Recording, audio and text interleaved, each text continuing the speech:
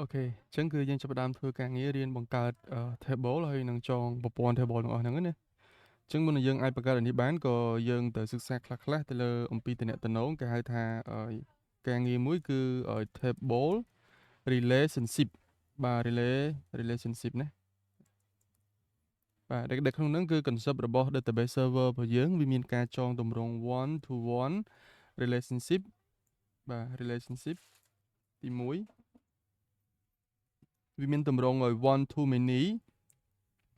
relationship បាទវាមានទម្រង់ many to one វិញបាទ many to one relationship វិញបាទហើយនឹងមានទម្រង់ many to many relationship បាទតំណតំណងរវាងtable ហ្នឹងណាហៅថា table relationship នេះពួកនេះវាតកតងនេះមិនអីមិញហ្នឹងណាអញ្ចឹងគឺយើងនឹងសិក្សាទៅលើការងារហ្នឹងបាទអញ្ចឹងដែលគ្នាយើងឃើញប្រព័ន្ធ data ដែលវា store ហ្នឹងគឺវាមានតំណតំណងតាមទម្រង់ហ្នឹងឯងពេលខ្លះវាចូលទម្រង់ one to one ពេលខ្លះវាចូលទម្រង់ one to many ពេលខ្លះក៏ many to many ឬក៏ many to one ចឹងអាហ្នឹងក៏ជាផ្នែកមួយដែលគ្នាយើងត្រូវរៀនគិតដែរបាទរៀន understand ពី concept ហ្នឹងបាទជាក់ស្ដែងយើងនឹងសិក្សាលើការងារហ្នឹងយើងនឹងជួបណាអូខេយើងមើលឲ្យ table យើងនឹងមានចូលតំណនឹងខ្លះបាទដែលយើងត្រូវរៀនវាបាទចឹងខ្ញុំទៅការចាប់ផ្ដើមធ្វើការងារបង្កើត table នេះខ្ញុំសរសេរជា note គ្នាជា .tt នេះគឺបានថាជា text file មួយទេណាបាទដើម្បីបញ្យល់ទៅកាន់អ្នកទាំងអស់គ្នាហើយយើងបញ្យល់ direct ហ្មងចង់ហ្មងណាអូខេអំពី user ហើយនិង user profile នេះយើងមើលណាអញ្ចឹងខ្ញុំនឹងបង្កើត table user មួយអញ្ចឹងគ្នាយើងទៅស្គាល់រូបមន្តសរសេរ script ដែលយើងអាច create table បានណាបាទអញ្ចឹងគឺខ្ញុំសរសេរម្ដងទៀតមកខ្ញុំសរសេរជា note នឹងបានអត់បាទសរសេរជា note នឹងឬក៏យើងអាចបង្កើត file មួយទៀតចុះណាខ្ញុំដាក់ថាបង្កើត file មួយទៀតចុះអូខេអញ្ចឹងគឺអញ្ចឹងគឺបាទខ្ញុំដាក់ថា project actual script ណាបាទឬក៏យើងអាចដាក់ folder ផ្សេងចុះអានេះគឺ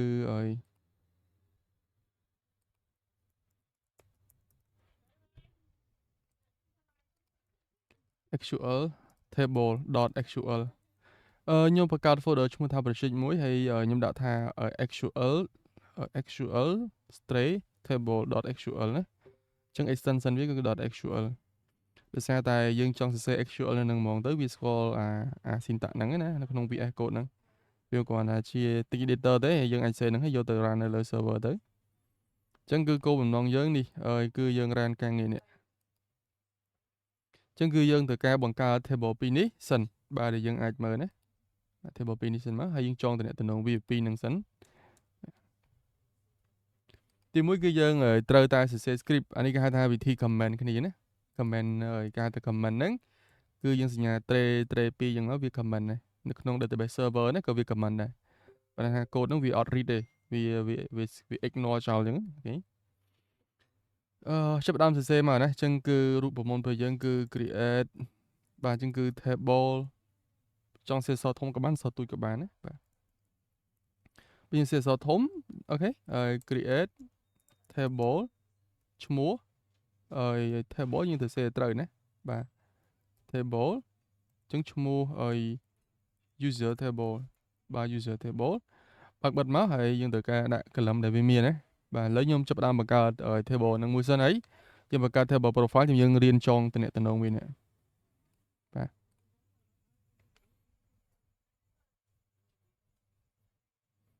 អញ្ចឹងគ្នាយើងមើលអំពី column ដែលយើងត្រូវមានគឺ user ID បាទអញ្ចឹងគឺវាមាន feature គឺ not null យើងអាចដាក់ data type សិនណា integer មកបាទហើយ not null បន្តមកទៀតយើង define នៅ primary key អានេះគឺដោយសារតែនេះយើងទៅចាំ syntax នឹងដែរណានេះយើងហើយរូបមន្តនេះយើងអាចទៅមើល document បន្ថែមទៀតបានបាទ primary key ប៉ុណ្ណេះមកហើយបាទ auto ណាបាទអញ្ចឹងគឺ auto increment បាទ increment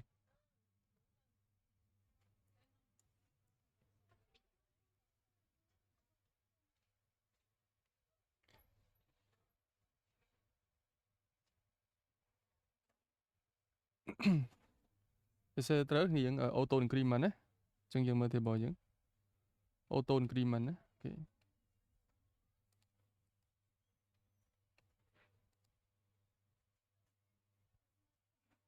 actual create table ណា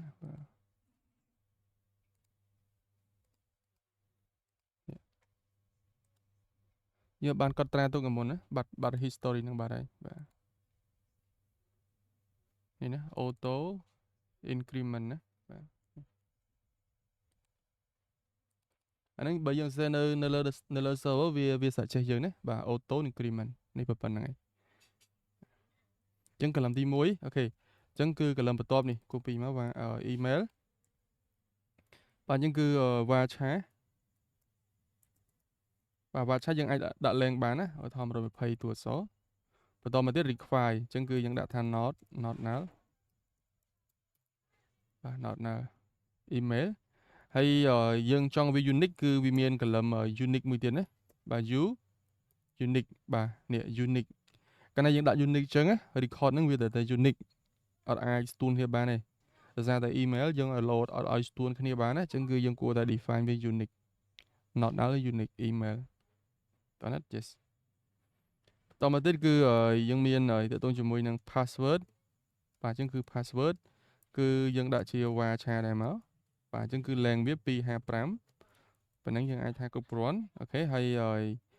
គឺ nullable ណា nullable អញ្ចឹងគឺបើសិនជា nullable គឺ default នៅក្នុងការ create table ហ្នឹងគឺ by default គឺ nullable អញ្ចឹងយើងមិនដាក់ nullable ទេដាក់តែប៉ុណ្្នឹងទៅគឺ default វាណាអូខេ password column confirm add បាទ confirm add នេះគឺ confirm នៅថ្ងៃណាអញ្ចឹងគឺជា date time ណាបាទជា date time ដែលយើងកំណត់បាទអញ្ចឹងគឺយើងត្រូវដាក់ឲ្យ date time មក date time នេះ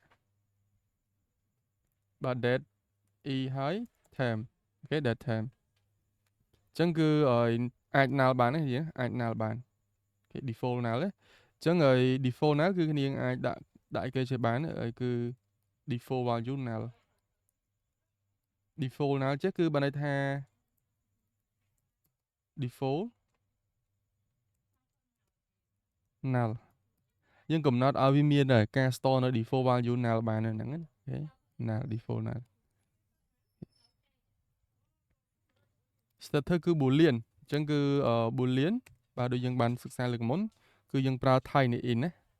បាទអញ្ចឹងគឺ tiny in តែណា tiny in ហើយយើងយក length វាតែមួយមែនណា tiny in បាទហើយគឺ not null ហើយណាបាទ not null បាទ not null ប៉ុន្តែក៏យើងអាចកំណត់ default value វាបានដែរណាអញ្ចឹងគឺ default value គឺស្មើនឹង1កាលឡូនៅពេលដែលគេអត់បញ្ចូលអីក៏វា auto ទៅលេខ1ដែរហ្នឹងឯងអូខេនឹងចុងក្រោយគឺ create add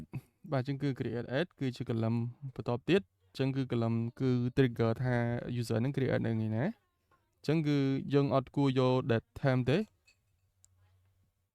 យើងគួរយក time stamp ណាបាទដោយសារ time stamp ហ្នឹងវា support ជាមួយនឹង zone time zone ណានៅទីតាំងណាអញ្ចឹងវាមាន support អញ្ចឹងគឺវាគួរតែប្រើ time stamp data type ហ្នឹងណាវា store ជា date ដែរអូខេបាទវា store ជា date អញ្ចឹងគឺវាគួរតែ store បាទគឺ time stamp ណាអញ្ចឹងគឺ time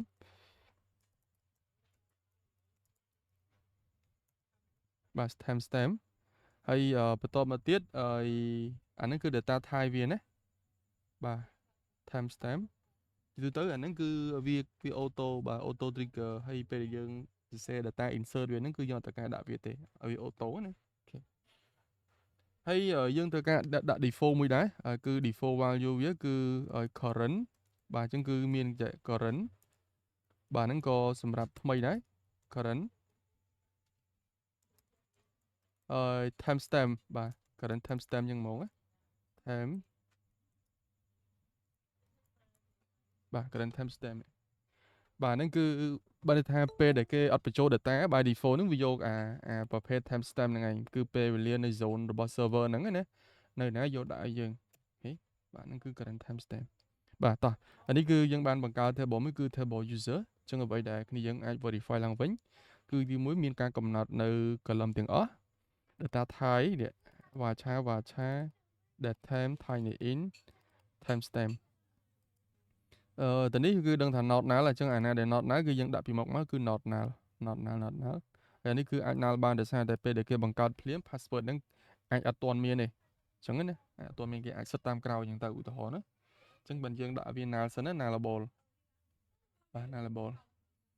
ទៅនេះគឺវាតែងតែដាក់នៅ primary key ហើយ auto increment គឺឲ្យវា auto កើន ID លេខ1លេខ2អញ្ចឹងបន្តទៅemail នេះគឺឲ្យគឺជា varchar ហើយ not null បើណាត្រូវតែមាន unique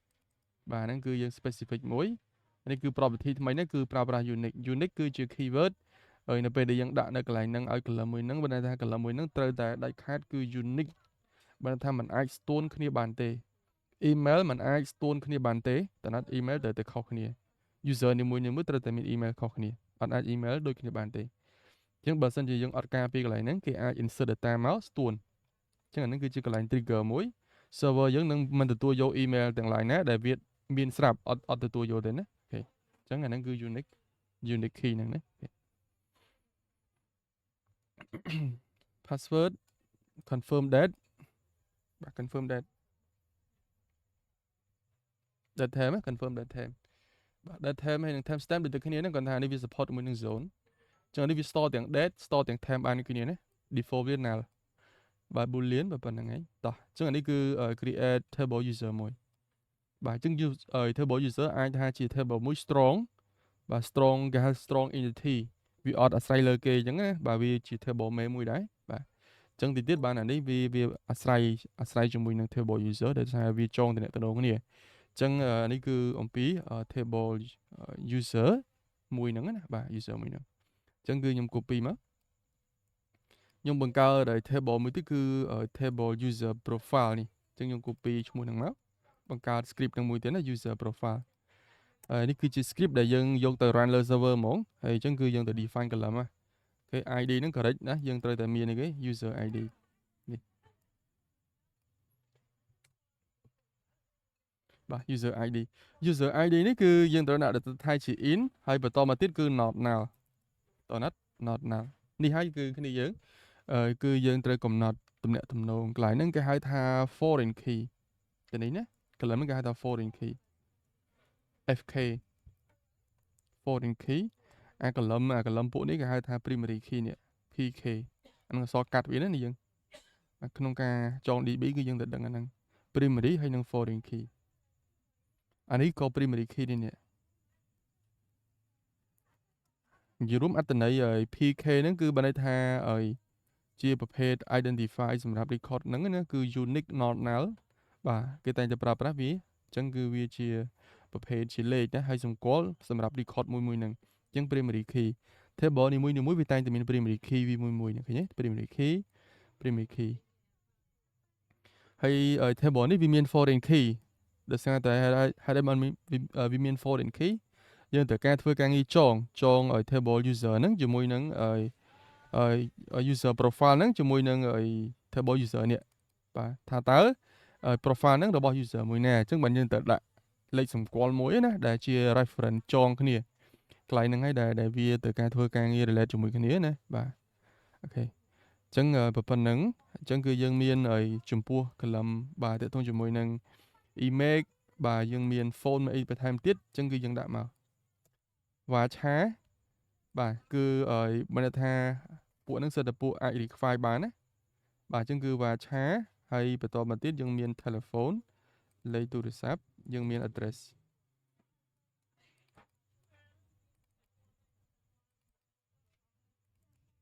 បាទអូខេប៉ុណ្ណេះណា address អញ្ចឹងខ្ញុំដាក់255អញ្ចឹងទាំងអស់ក៏បានដែរនេះយើងតែបើយើងអាចកំណត់ជាលេងអីបានឧទាហរណ៍លេខទូរស័ព្ទនេះវាមិនច្រើនដល់ប៉ុណ្្នឹងតួអក្សរទេយើងអាចដាក់ត្រឹមប្រហែល18ឬក៏20អញ្ចឹងណា18តួអក្សរអញ្ចឹងទៅលេខទូរស័ព្ទណាបាទ address នេះគឺយើងអាចជាទូទៅយើងដាក់ជាតិចដោយសារតែវាថាជាតិចបាទអញ្ចឹង column ទាំងអស់ហ្នឹងសុទ្ធតែគឺ nullable គឺ null បានណាគឺ nullable បាទ default null ក៏បានបាទសេតែប៉ុណ្្នឹងមកគ្នាយើងណាប៉ុណ្្នឹងទៅយើងបង្កើតបាន table ហ្នឹងមួយទៀតណាប៉ុន្តែកន្លែងនេះដែលយើងចង់សិក្សាបន្ទាប់ table 2ហ្នឹងគឺដឹងតែបង្កើតបានទេមែនទេបង្កើតបានហើយអញ្ចឹងដូចខ្ញុំបញ្យល់ដល់អ្នកមិញហ្នឹងគឺវិធីដែលយើងសិក្សាលើការចងតំណបាទតំណការងាររបស់យើងបាទគឺ និយាយទៅលើអំពី table relationship បាទចឹងកន្លែងនេះគឺគ្នាយើងទៅរៀនអានជាមួយខ្ញុំគឺ user ហើយនិង user profile បាទ user profile ជាខុសណា user profile បាទ user និង user profile ចឹងគឺ table ពីរហ្នឹងគឺមានតំណែងទម្រង់ one to one relationship one to one relationship តើណាត់ relationship user នេះគឺខាង one ខាង one ហើយចំពោះ profile នេះក៏ខាង one ដែរបាទមក one ទៅ one ណាបាទអាហ្នឹងគេហៅថា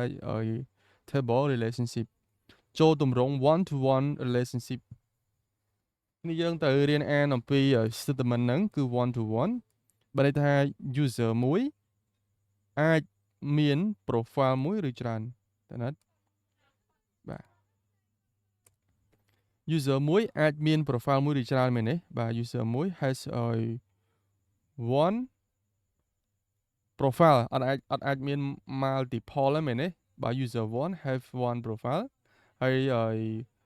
each profile ណា profile នីមួយគឺ has only one user តើណាត់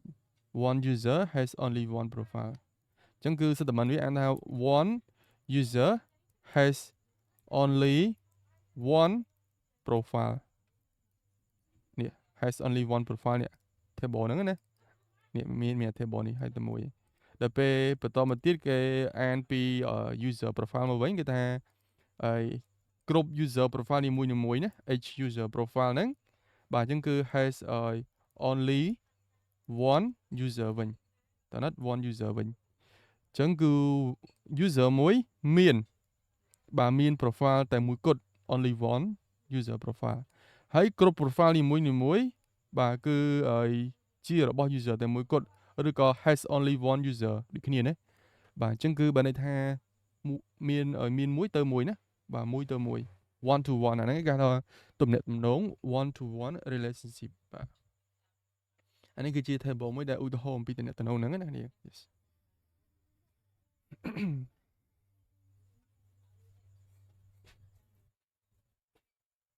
តោះ yes អញ្ចឹងដើម្បី apply ទៅលើតំណែងហ្នឹងកន្លែងនេះគឺជាកន្លែងដែលចងអំពីតំណែងហ្នឹងណាអញ្ចឹងគឺយើង store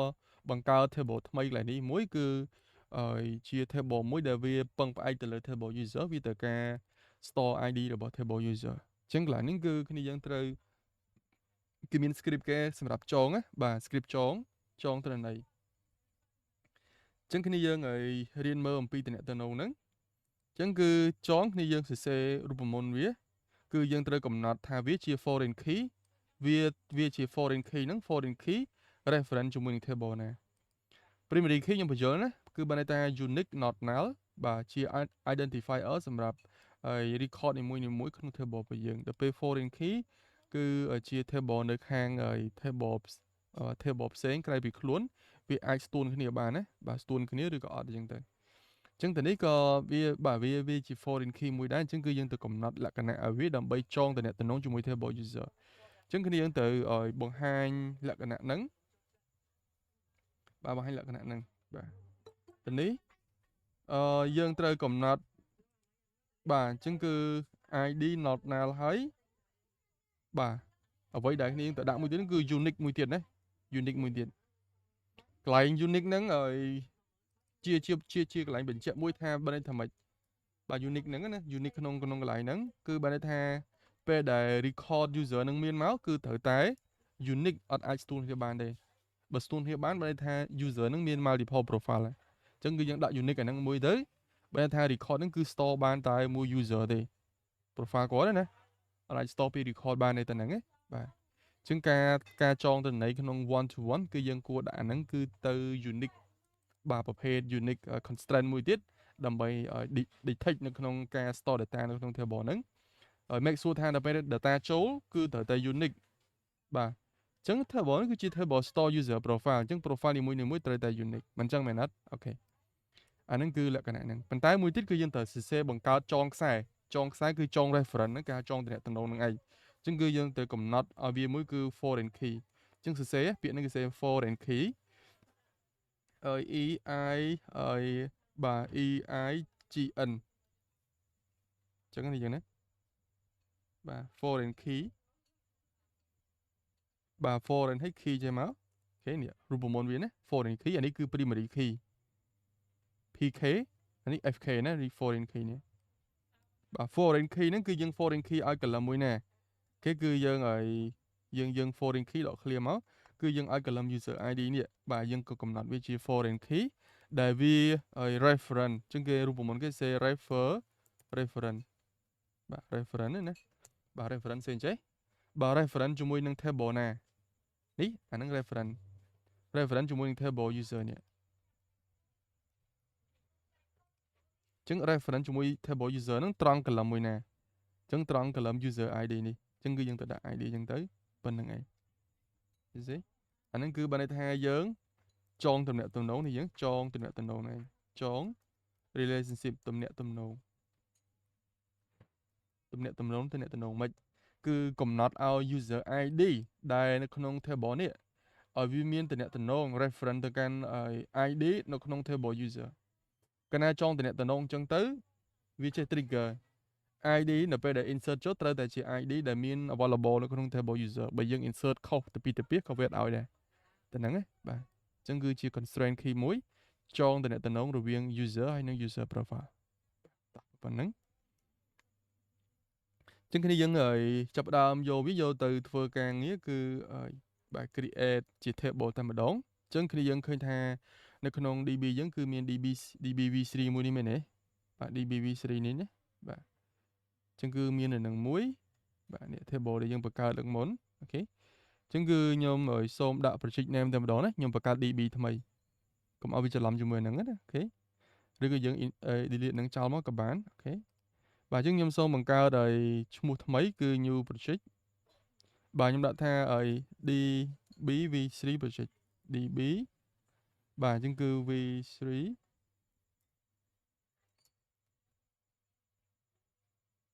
DB underscore បាទ3មក underscore មួយទៀតគឺ pro project អានេះគឺឈ្មោះ DB ហ្មងនេះយើងបាទអញ្ចឹងវាបង្កើតមកវាធ្លាក់ចូលក្នុងគ្រប់នេះគ្រប់ DB3 នេះណាបាទ project វាជាងបាទ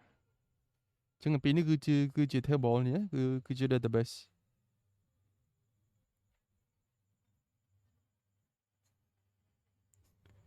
អូខេបាទអញ្ចឹងគឺខ្ញុំនឹងបង្កើត table នៅក្នុង table DB project នេះ V3 ណាតោះអញ្ចឹងគឺបង្កើត table user នឹងមួយ copy script យកទៅ run ណាចឹងវាសួរតើ syntax យើងត្រឹមត្រូវណាចឹងហើយដែលខ្ញុំបញ្យល់អំពី tray 2នេះបើន័យថាហ្នឹងគឺជា comment ហ្នឹងគឺបើន័យថា code comment បើន័យថានៅពេលដែលយើង run script ហ្នឹងទៅវាអត់អានអា code ហ្នឹងអាហ្នឹងគឺវា escape ចោលណាបាទវាដកចោលទោះបីយើង share ទៅពីក៏វាអត់ read ដែរហ្នឹងគឺ tray 2ហ្នឹងប៉ុន្តែបើយើងដកចេះគឺវា read ដែរអញ្ចឹង error ណាឃើញអត់អញ្ចឹងអា tray នេះគឺបើន័យថា code ហ្នឹងវាអត់ read ទេ you see អត់ read ទេតោះអញ្ចឹងគឺយើងចាប់ផ្ដើម create table user មួយមកជាការស្រេចណាអូខេអញ្ចឹងគឺ go អូខេ done អញ្ចឹងគឺ table ហ្នឹងគឺត្រូវបាន running ហើយ create table យើងនៅក្នុង DBV3 ហ្នឹងដោយសារខ្ញុំ active លើ DBV3 នេះណាអញ្ចឹងវាបានជា table user មួយបាទបន្តមកទៀតគ្នាយើងទៅបង្កើត table មួយទៀតគឺ table user profile ដែលគ្នាយើងទៅរៀនបង្កើត design នៃ structure ហ្នឹង SQL ទៅនេះអញ្ចឹងគ្នាយើងតន់នេះណាគឺជា table ដែលយើងចងតំណតំណងអំពី user ហើយជាមួយនឹង user profile អញ្ចឹង user profile គឺជា table ដែលវាកើតក្រោយជាងគឺយើងព្យាយាមចងមួយគឺចង column user ID អញ្ចឹងយើងគ្រាន់តែដាក់ថា user ID អញ្ចឹងទៅហើយយើងកំណត់ជា in ណាដោយសារតែគេដោយសារជា ID parent វាក៏ជា in ដែរអញ្ចឹងយើងទៅដាក់ in ដូចគ្នាណាបាទ in ដូចគ្នាអញ្ចឹងគឺ not null unique បាទអូខេអានេះគឺមាន image មាន phone ហើយនិង address គឺ nullable បានហើយនេះគឺចងបាទចងតំណតំណងវាអូខេតោះអញ្ចឹងគឺ run អានឹងមួយទៀតទៅបាទយើងទទួលបានការងារហ្នឹងណាបាទ done អញ្ចឹងឃើញថាយើងបាន2 table ជាការស្រេចណាចុចវាទៅដើម្បី refresh ហើយគឺយើងបាន2 table បាទ2 table អញ្ចឹងគឺ table របស់ user បើយើងមើលអំពី structure វាណានេះ structure table user បាទគ្នាយើងឃើញអំពីទិន្នន័យវាណាអូខេ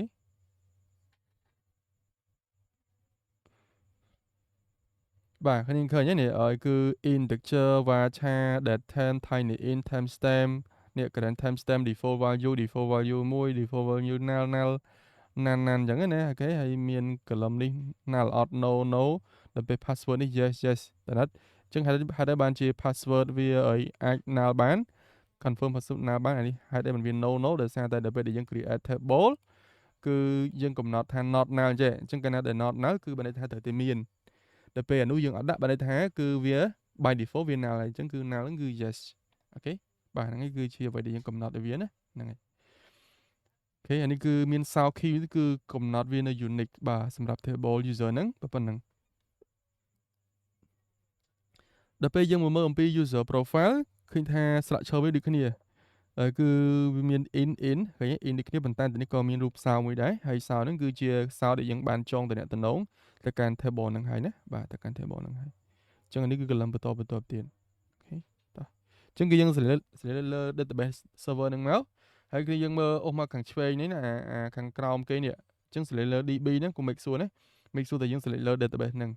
អញ្ចឹងក្នុង DB ហ្នឹងគឺយើងមាន2 table អញ្ចឹង select DB ហើយគឺយើងមើលអានេះ more នេះអា tray 3នេះយើងឃើញមាន diagram ហ៎បើ diagram ផង